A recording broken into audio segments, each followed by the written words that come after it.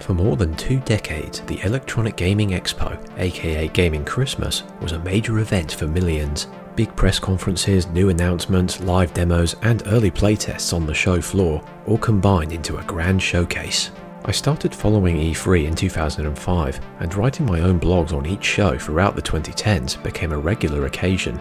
This year would have been the 30th anniversary of the biggest show in gaming, which came to an end in 2023 after a slow and steady decline. 30 years after the first iteration, I'm taking a look back at the show's biggest moments. This list will be in chronological order and will focus on the most exciting or consequential moments, the ones we all remember best. Maybe I'll save the worst and most embarrassing moments for another video. Let's dive in. Number 10. The PlayStation price point. Opening with the inaugural E3, the Interactive Digital Software Association chose to spin off from the Chicago Consumer Electronics Show and provide an outlet solely for the games industry. In the middle of the 90s, the LA Convention Center had many players. Nintendo and Sega were the heavyweights, while Atari and Panasonic stood in their shadows with the failing Jaguar and 3DO systems. In this landscape, a new challenger would enter the scene, one who would supplant Sega in the console market. Nobody expected Nintendo's biggest competitor to slowly crash out, but it all started at the original Expo. Sony's PlayStation had already launched in Japan, and they were about to stamp themselves onto the North American and European markets. In turn, Sega was about to release the Saturn. Both systems would arrive on the same day, September 9, 1995. Who would come out on top? All it took was a single word. In the price heard around the world, Steve Ray stepped up to the podium and announced the PlayStation's price of $299, costing $100 more. The Saturn's fate, and perhaps that of Sega itself, were effectively sealed. Already, E3 was shaping up to be an extravagant show, one that would grow in prominence. Number 9. Metal Gear Solid 2 reaches blockbuster status.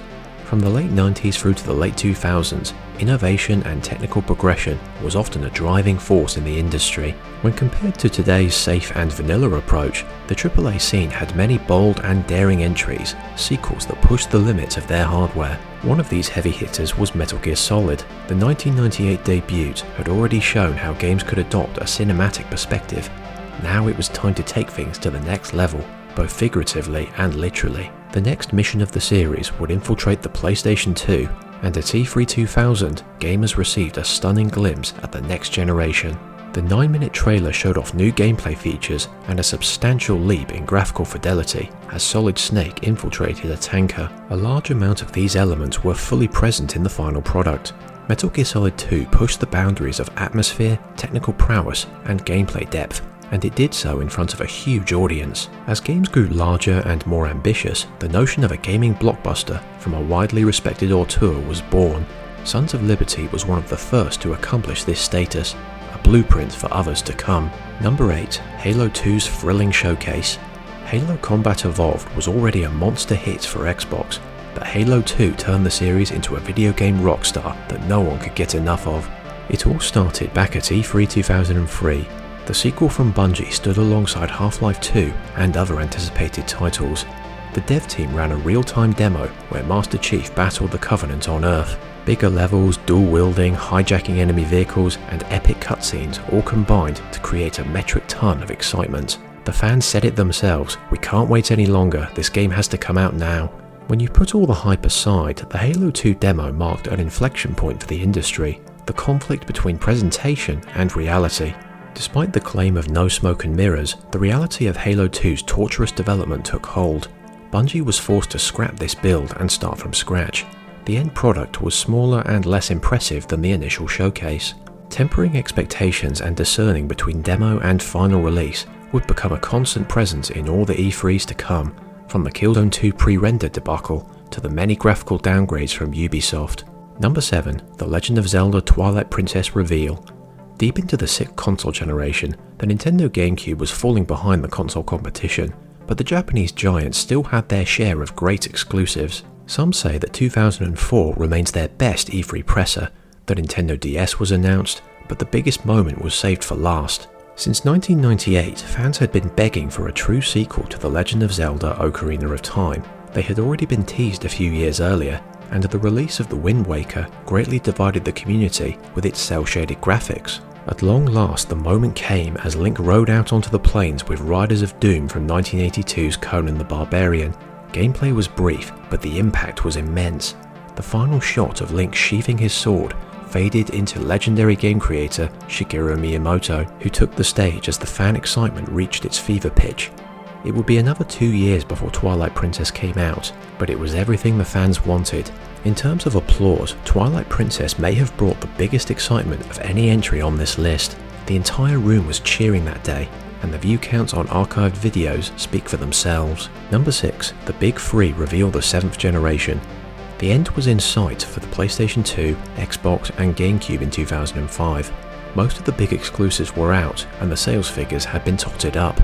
It was time for new hardware announcements, and 2005 saw 3 of them. Building the hype for a new system became a key focus at E3, and the template of saving the major announcements for the LA Convention Center also gained momentum. If you wanted people to buy your console on the day it came out, you had to do it on the stage where all eyes are watching.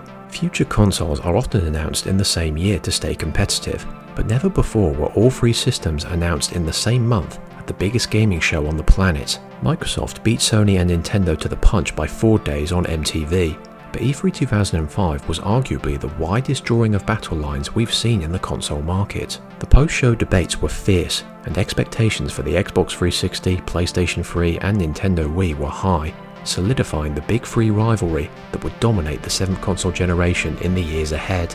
Number 5. Nintendo brings out the 3DS.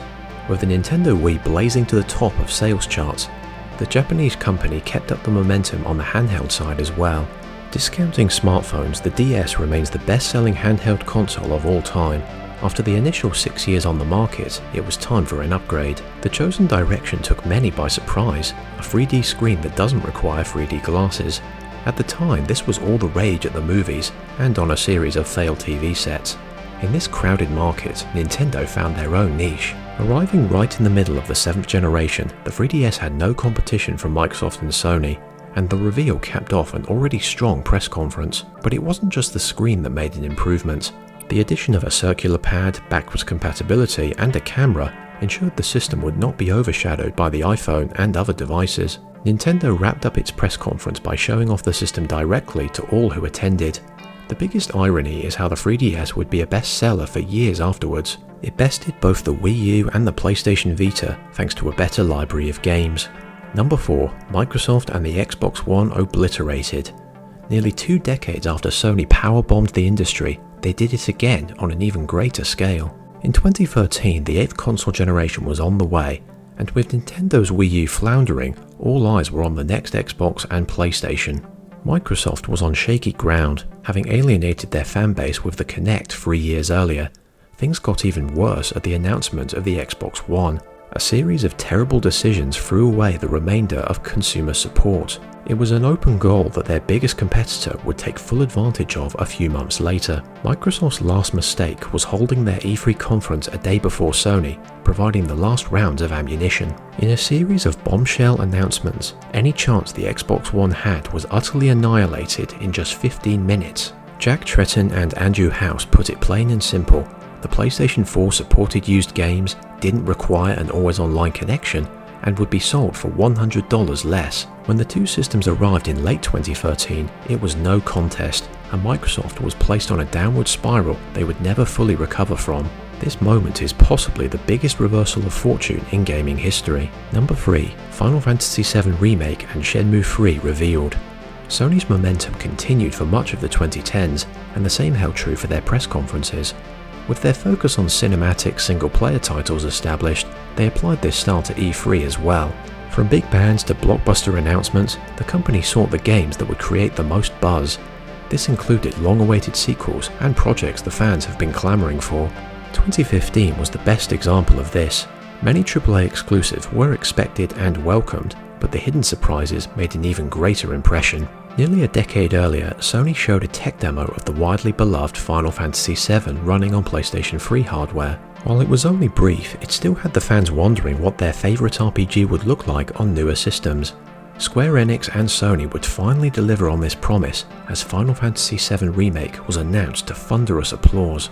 This was then followed by Shenmue 3, which also sent shockwaves throughout the audience. You only have to watch the many reaction videos to see how insane these announcements were to the masses. Moments like these were what made E3 special to millions of gamers, and many still consider it the show's finest hour.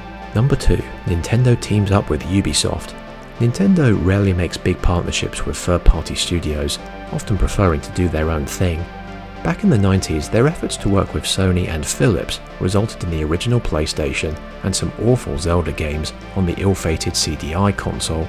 Many critics would single out Nintendo's weaker third-party offering in the years following, especially on the Wii. After the failure of the Wii U, Nintendo found their resurgence with the Switch, and this was accompanied by a major surprise at E3 2017.